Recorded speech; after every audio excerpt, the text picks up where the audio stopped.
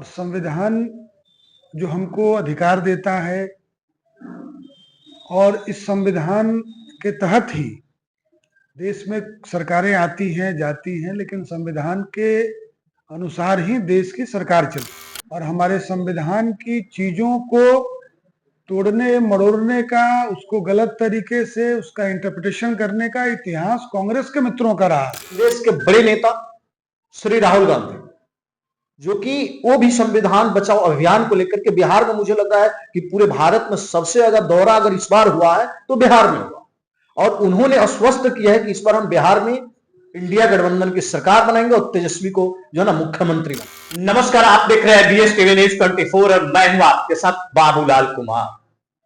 इस वक्त हम लोग बिहार के पूर्वी चंपारण जिला के मधुबन में, और मधुबन में जिस शख्सियत के बीच हम सभी बैठे हैं ये किसी पहचान के मोहताज नहीं। जी हां, मैं बात कर रहा हूं मधुबन विधानसभा के लोकप्रिय विधायक इंजीनियर श्री राणा रणधीर सिंह जी का, जो कि पूर्व में बिहार सरकार में सहकारिता मंत्री रह चुके हैं, और इनको पर बहुत आरोप और प्रत्यारोप लगते रहता है।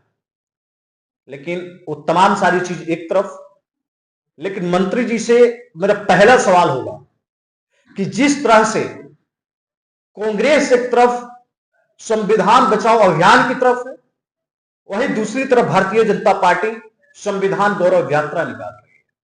आखिर दोनों के बीच का अंतर क्या है?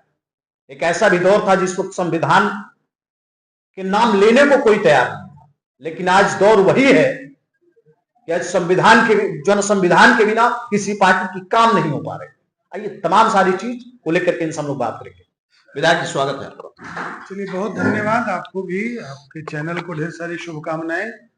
आप ग्रामीण इलाके में, हमारे जिले में, हमारे विधानसभा में काम कर रहे हैं, तो आपको भी बहुत सारी शुभकामनाएं हैं कि आपका चैनल भी बढ़िया करे और आप सामाजिक और राजनीतिक विषयों को मजबूती के साथ ऐसे ही दिखाते रहे। क्या कहना चाहेंगे?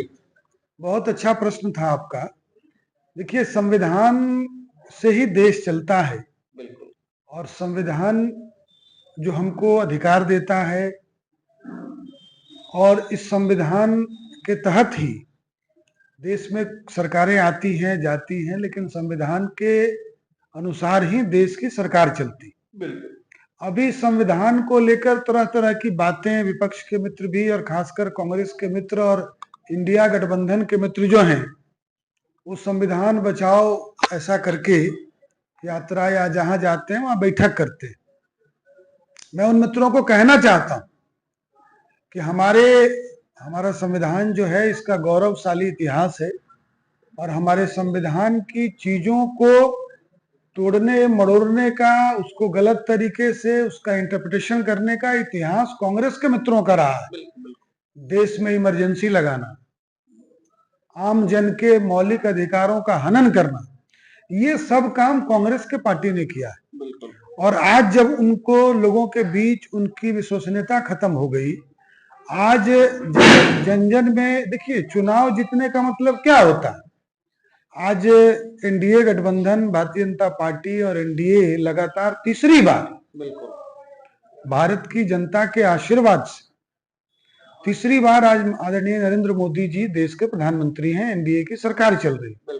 और मैं आपको ये भी कहना चाहता हूं कि देश की जनता ने स्पष्ट संकेत दिया है कि 3 चुनावों में को मिलाकर जितनी सीट इस बार अकेले भारतीय जनता पार्टी को आई, एनडीए गठबंधन को तो ज्यादा है, अकेले 240 सीट भी कांग्रेस पार्टी को और उनके गठबंधन के मित्रों को नहीं आया। तो जनता तो स्पष्ट रूप से संकेत दे रही है, और ये सीट, जनता का आशीर्वाद एनडीए को, नरेंद्र मोदी जी को क्यों मिल रहा है? क्योंकि बाबा साहब अंबेडकर और संविधान निर्माताओं के बताए रास्ते पर एनडीए की सरकार काम कर रही है। इसलिए हमारा संविधान गौरव अभियान चल रहा है कि जो संविधान बाबा साहब ने दिया उसके अनुसार हम काम कर रहे हैं, हम लोगों का विश्वास जीत रहे हैं, और जनता हमें वोट के माध्यम से आशीर्वाद दे रही है और हमको बहुमत दे रही है, तो हम सरकार चला रहे हैं। कांग्रेस के मित्रों का जब उनको शासन करने का इतना लंबा अवसर मिला, तो जो करना चाहिए, देखिए, बिहार में कर्पूरी ठाकुर जी को भारत रत्न किसने दिया? कांग्रेस की सरकार थी, गठबंधन की सरकार थी। यहाँ आरजेडी के लोग गठबंधन में बहुत मजबूती से थे, लेकिन तब तो कर्पूरी ठाकुर जी याद नहीं आए। कर्पूरी ठाकुर जी को भारत रत्न नहीं मिला। ये भारत रत्न आम आदमी की चिंता करने वाला, गरीब आदमी की चिंता करने वाला, दीनदयाल उपाध्याय जी के अंतिम व्यक्ति के उदय करने वाले व्यक्ति बाबा साहब अम्बेडकर, कर्पूरी ठाकुर जी, राम मनोहर लोहिया जी, इनको याद करने वाले लोगों ने ही कर्पूरी ठाकुर जी को भी भारत रत्न दिया। और बाबा साहब के 5 तीर्थों का, बाबा साहब जहां शिक्षा ग्रहण किए, लंदन में जहां पढ़े, जहां जहां महत्वपूर्ण उनका स्थल है, उसको पंच तीर्थ का नाम देकर एनडीए की सरकार ने, नरेंद्र मोदी जी ने उसको डेवलप करने का काम किया कि आने वाले हमारे समाज के बच्चे उससे शिक्षा ग्रहण कर लें, देखें, समझे कि कैसे विपरीत परिस्थितियों में बाबा साहब ने अपने जीवन को इतना शानदार बनाया कि समाज को भी बहुत कुछ दिया, देश को भी संविधान दिया, और ऐसी ताकत दी जिससे हमारा देश मजबूत भी हो रहा है और विकसित भारत बन रहा है और विश्वगुरु भी बन रहा है। एक चीज हम सवाल करना चाहेंगे आपसे कि जिस तरह से आपने अपनी बात को रखा, संविधान गौरव यात्रा जो है ना, भारतीय जनता पार्टी इस चीज को लेकर के लगातार अग्रसर है, लेकिन अभी जो हम देख पा रहे हैं, जो कांग्रेस की स्थिति बनी हुई है देश के अंदर, दिल्ली की विधानसभा बीत गई, अब बिहार विधानसभा, और बिहार विधानसभा चुनाव से पहले मुझे ऐसा लगता है कि कांग्रेस के बड़े नेता श्री राहुल गांधी, जो कि वो भी संविधान बचाओ अभियान को लेकर के बिहार में, मुझे लग रहा है कि पूरे भारत में सबसे ज्यादा दौरा अगर इस बार हुआ है तो बिहार में हुआ, और उन्होंने आश्वस्त किया है कि इस बार हम बिहार में इंडिया गठबंधन की सरकार बनाएंगे और तेजस्वी को जो है ना मुख्यमंत्री बनाएंगे। क्या कहना चाहेंगे? नहीं, देखिए, हम लोग भारतीय जनता पार्टी के एनडीए के कार्यकर्ता हैं और हम लोग जनता के बीच रहने वाले लोग हैं। हम लोग कार्यकर्ता भाव से लगातार काम करते हैं। हमारा लक्ष्य है विकास, अंतिम व्यक्ति का विकास हो।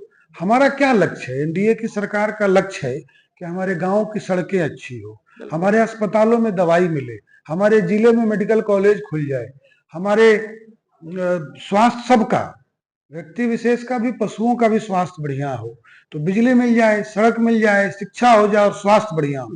तो हमारा फोकस उसी पर है और इसी को लेकर हम जनता के बीच रहते हैं, जनता के बीच जाते हैं, उनका काम करते हैं। और जनता ने इसीलिए नीतीश कुमार जी को इतना आशीर्वाद दिया है, एनडीए को आशीर्वाद दिया है। अब लोकतंत्र में पक्ष विपक्ष होता है, विपक्ष के मित्रों को चुनाव के समय वो लोग भी सक्रिय हो जाते हैं, बाकी समय तो सक्रिय नहीं रहते हैं। कांग्रेस इतनी बड़ी पार्टी, बिहार में नेता बहुत हैं, कार्यकर्ता ढूंढिएगा तो आपको नहीं मिलेगा। तो अब ठीक है, उनका अपना दल है, प्रभाव पड़ेगा। तो जो ना राहुल गांधी जी जो बिहार में आ रहे हैं, जो ना इस दौरे का प्रभाव बिहार में क्या पड़ेगा विधानसभा को? देखिए, बिहार में माननीय नीतीश कुमार जी के नेतृत्व में, सम्राट चौधरी जी के नेतृत्व में, विजय सिन्हा जी के नेतृत्व में, एनडीए के नेतृत्व में प्रगति यात्रा चल रही। हम लोग जिलावार कौन सी योजना छूट गई, कौन सा पुलिया छूट गया, कौन सा पुल रह गया, कौन विषय छूटा हुआ, जनता के बीच जाके उनसे बात करके और उसको उनके सेवा में समर्पित करने में लगे हैं। जनता देखती है, जनता को जनार्दन कहते हैं हम लोग। जनता देख रही है कि कौन उनके भले के लिए चिंता कर रहा है, कौन उनके सुख दुख में खड़ा है, कौन उनके अस्पतालों को बढ़िया करा रहा है, कौन उनके बच्चों के हार्ट का ऑपरेशन करा रहा है।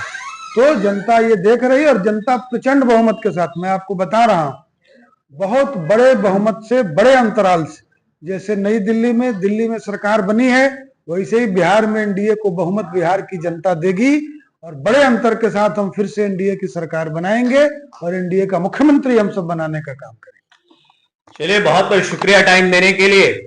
जैसे आपने विधायक जी की बातों को आपने सुना और समझा, इनका 7 शब्द में कहना है कि जब सत्ता आती है तो विपक्ष भी होते हैं। सत्ता पक्ष और विपक्ष का काम होता है एक दूसरे के ऊपर आरोप और प्रत्यारोप लगाना, लेकिन हम लोगों का जो इंडिया गठबंधन की जो बात है, हम लोग लगातार समाज के विकास के प्रति अग्रसर रहते हैं और आदरणीय श्री नीतीश कुमार के नेतृत्व में एनडीए गठबंधन चुनाव लड़ेगी और पूर्ण बहुमत की सरकार बनाएगी। राहुल गांधी के आने और जाने से बिहार में कोई विधानसभा में कोई फर्क पड़ने वाला नहीं है। बाकी इस वीडियो को यहीं पे खत्म करता है। बहुत बहुत शुक्रिया, धन्यवाद।